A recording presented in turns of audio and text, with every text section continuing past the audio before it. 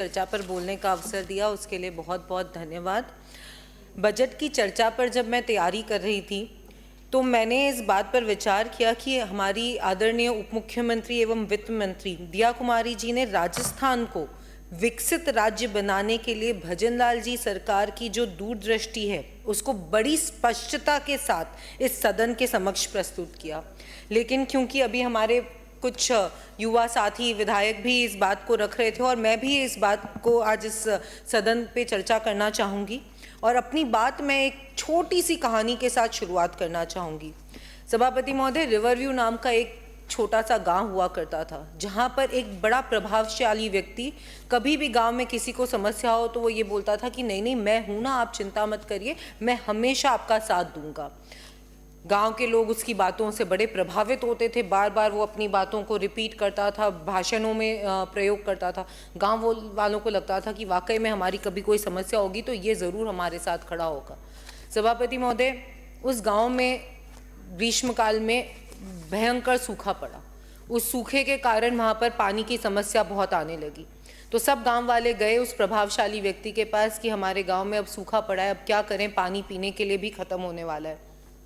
उन्होंने कहा चलो ठीक है, एक काम करते हैं, सब गांव वालों को एकत्रित करते हैं। एकत्रित किया, बड़ी बड़ी बातें करी, गांव में सबको ये बात बोला कि मैं अपन एक नया मिलकर कुआं खोदेंगे और उस कुएं के अंदर से पानी जरूर निकलेगा।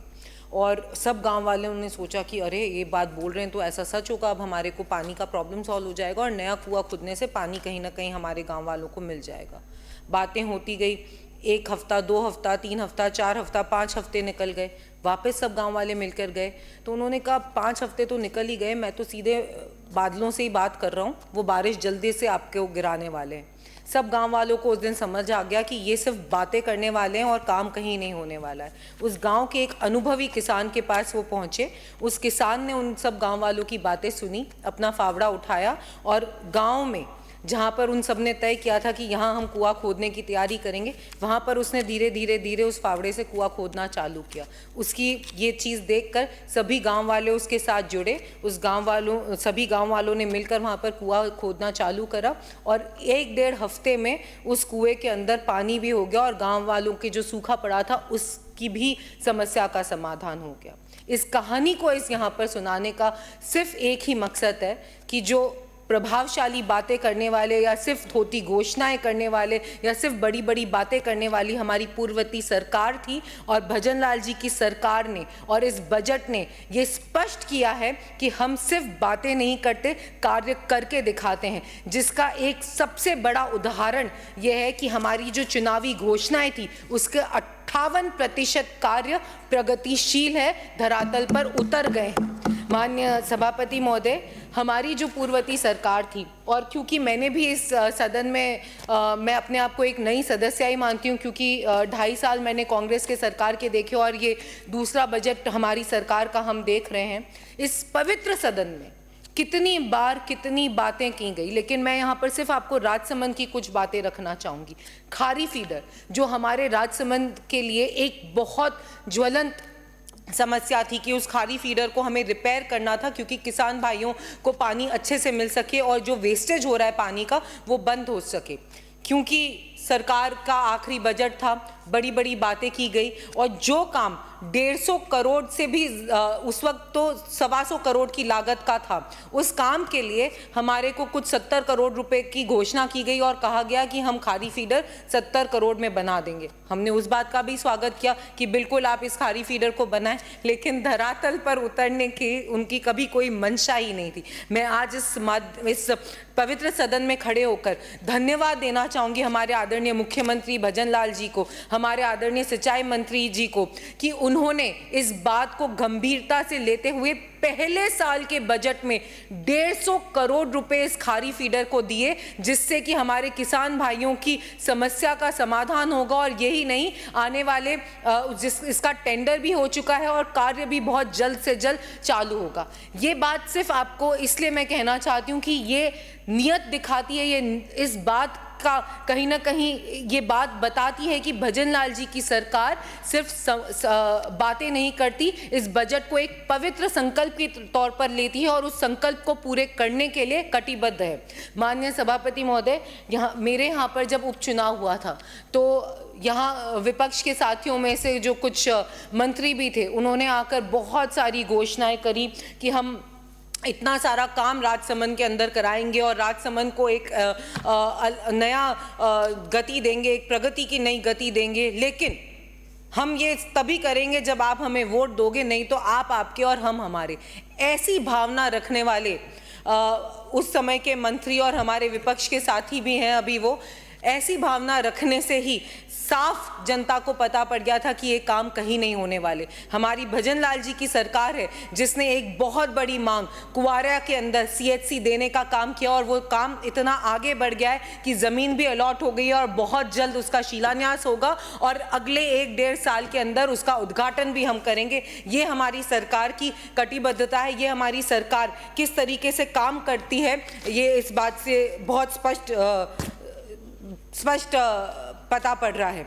इसके साथ साथ मैं बहुत बहुत धन्यवाद देना चाहूँगी हमारे आदरणीय मुख्यमंत्री जी को, जिन्होंने हमारे चिकित्सा मंत्री को, जिन्होंने इस बात को संवेदनशीलता से लिया कि राजसमंद के अंदर RK हॉस्पिटल, जो एक जिला मुख्यालय पर एक जिला अस्पताल है, उसके अंदर बेड्स की वृद्धि करी, जिससे हमारे जो सुविधाएं हैं स्वास्थ्य को लेकर वो जल्द से जल्द और बढ़ सकती है। इस बजट के अंदर एक बहुत लंबी मांग केलवा से आमेट की रोड को पक्का करने के, क्योंकि वहां पर बहुत सारे उद्योग हैं और बड़े बड़े डंपर्स निकलते हैं, तो बार बार उस रोड को हमारे वो टूट जाती है और उसकी वजह से उद्योगों में नुकसान होता है। मैं धन्यवाद देना चाहूंगी हमारी आदरणीय दिया कुमारी जी और हमारे मुख्यमंत्री जी को, जिन्होंने 30 करोड़ रुपए इस रोड को बनाने के लिए दिया, जिससे कि हमारे यहाँ के जितने भी उद्योग हैं उनको बहुत बहुत सुविधा मिलेगी। आज यहाँ पर एक बात और कहना चाहेंगे, क्योंकि सबने अपनी बजट की बहुत सारी बातें मेरे साथियों ने भी रखी है कि इस बजट में हमें कितना सब कुछ मिला है, इस प्रदेश की जनता को बहुत कुछ मिला है, लेकिन आखिरी बजट की, कांग्रेस सरकार की आखिरी बजट की एक घोषणा, सिर्फ एक आपके सामने आज मैं रखना चाहूंगी, जो कि थी मोबाइल फोन वितरण योजना। जिस योजना के तहत महिलाओं को ये कहा गया कि हम आपको डिजिटली इक्विप्ड करेंगे, हम आपको डिजिटली लोगों से जोड़ेंगे, जिससे कि आप अपने घरों में बैठकर उद्योग भी कर सकते हैं, कितने नए आयाम कर सकते हैं, इसलिए हम आप सबको एक एक मोबाइल फ़ोन देंगे। बड़े बड़े कैंप भी लगे, महिलाओं ने धूप में खड़े होकर भी अपने नाम का रजिस्ट्रेशन कराया, लेकिन उस योजना का क्या हुआ? धरातल पर आधे से ज़्यादा महिलाओं को मोबाइल फ़ोन नहीं मिला।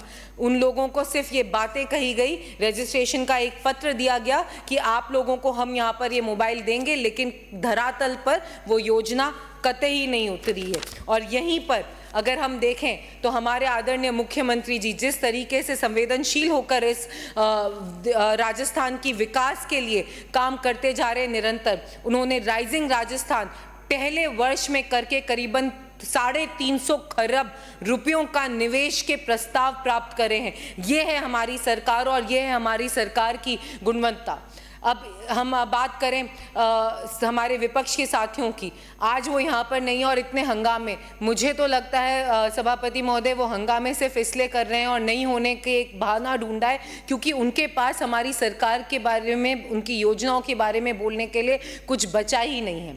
सरकार जिस तरीके से इतनी सीरियस होकर, जब पहला बजट पेश हुआ था, तो उससे पहले भी जब कांग्रेस के सरकार के टाइम पे बजट पेश होते थे तो कभी ऐसा नहीं हुआ कि बजट सत्र चल रहा हो और प्रभारी मंत्रियों को भेजा गया हो मुख्यालयों पर और इस बात की बात रखी गई हो कि जितनी घोषणा है उसमें तुरंत प्रभाव से उसके बारे में काम होना चाहिए। शायद यही कारण है कि पिछली बार की जो बजट घोषणा हुई उसमें करीबन 73% वर्क ऑलरेडी कार्यशील है, ऑलरेडी प्रगतिरत है।